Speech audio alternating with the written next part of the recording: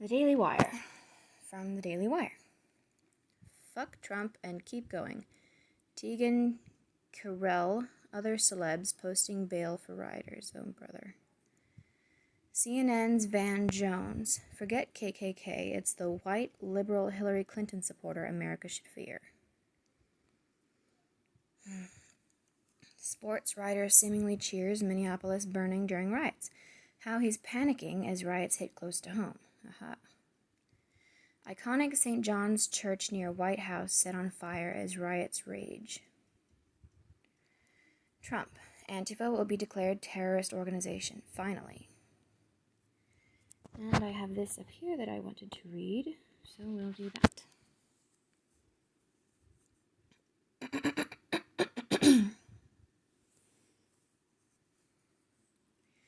Watch. Rioters set fire to home with child inside, then block firefighters' access. Emotional police chief details incident. And I want to read this because I want to find out if the child is alive.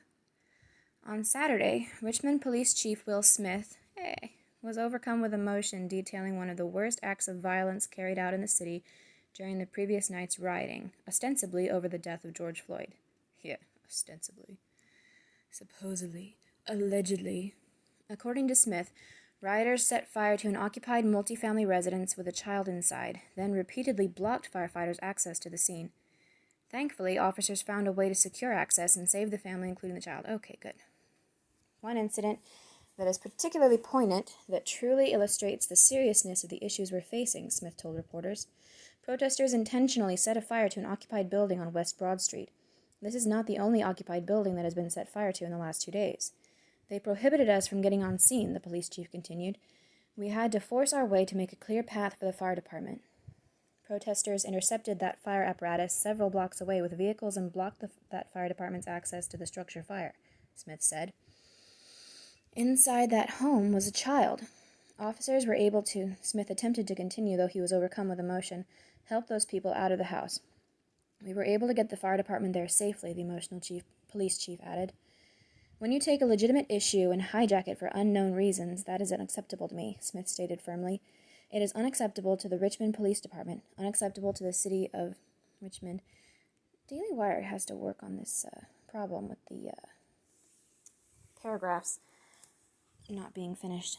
Protests began popping up across the nation on Tuesday over the death of Floyd, a black man, supposedly over the death of Floyd, ostensibly, allegedly.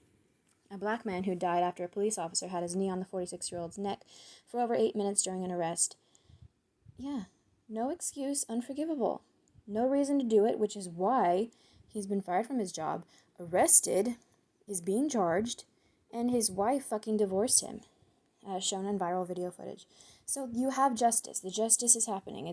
The justice is going to be carried out. This is not necessary. This is just an excuse for antsy people who have been stuck in their homes for the past